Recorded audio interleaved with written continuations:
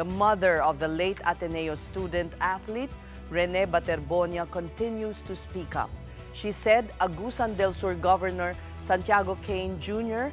has tapped lawyers Jimmy Bondoc and Israelito Torion to assist her family.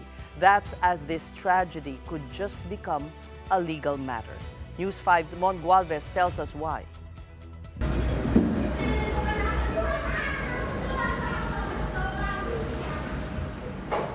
Even the walls of this funeral home in Quezon City couldn't silence this mother's deep grief.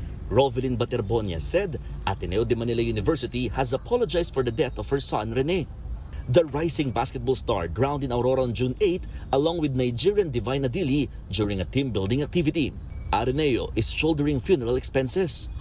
It has also offered to foot the bill for Adili's return to his homeland and the Baterbonia family's return to Agusan. But at this point, nothing can console the victim's skin. Sinabi nila na aksidente lang daw, and then ngi din sila ng sorry sa akin. Pero yun, sabi ko, hindi may babalik yung sorry sa anak ko. Hindi na mabubuhay yung anak ko sa sorry nyo. The head coach of the Blue Eagles, Tab Baldwin, has yet to reach out to the family of Rene. Kung magharap man kami ngayon, parang hindi ko pa siya kaya kausapin. Kasi nga, sabi ko, unahin ko muna yung anak ko. At the moment, the story is not making sense to Rovelyn. She is sure her son knew how to swim. She has been told that Rene and Divine had no ankle weights when they waded in the waters of Aurora. Sinabi ko lang sa kanila nga, aksidente yung nangyari dahil sa kakulangan nyo.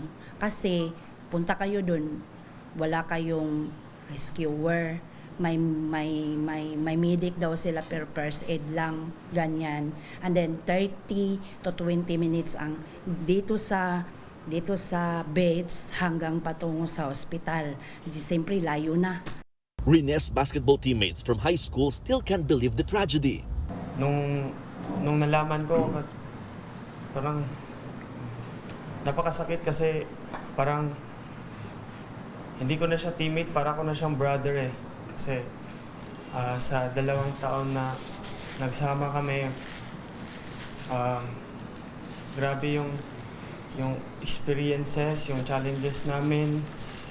Sama-sama kami sa games or sa kahit anumang lakad, kasama ko siya palagi. Rene is such a good friend. Napakabait kasi ni Bobet. Tapos yun, nung nalaman namin, gano'n lang nangyari sa kanya. So, as teammates,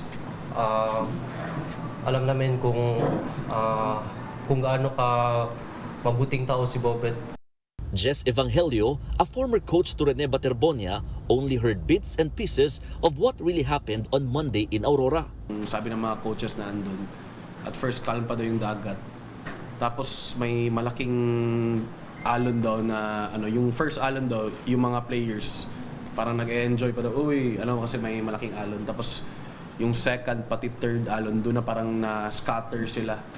So yun, sabi nila, yung nakausap namin ng mga coaches, sobrang bilis daw ng pangyayari. Nangyari daw talaga yung dati. Pero through the years, parang ini-improve daw nila na parang mas hindi na mas safer yung kaya parang sa kanila din parang first time din talaga na kahit since 2017 until now, first time nangyari yung every year doon nila ginagawa pero first time daw to na may mga namatay. Based on the medical legal report, Rene and Divine died of asphyxia by drowning. Aside from Baterbonia and Adili, 2 others almost drowned on that day. But they emerged from the water in a few minutes. It took rescuers 40 minutes before finding the 2 young cagers. Resort personnel had also told police the incident occurred almost 300 meters away from the resort and that they repeatedly warned the Ateneo team not to venture too far for their safety.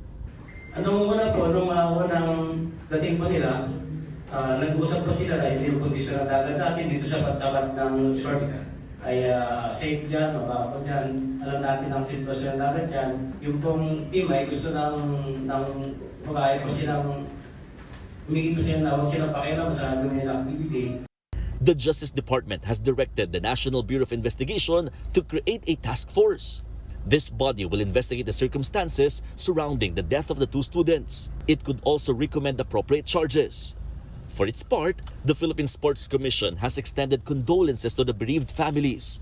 For now, they are leaving the probe to authorities. The PSC likewise acknowledged action of the Commission on Higher Education as well as the fact-finding mission to help with the probe and to provide psychosocial support to the families and teammates of Baterbonia and Adili. The PSC is looking to push for a law that will regulate the profession of sports coaches in hopes of preventing a similar tragedy. For News 5, Mon Gualvez, we are One News.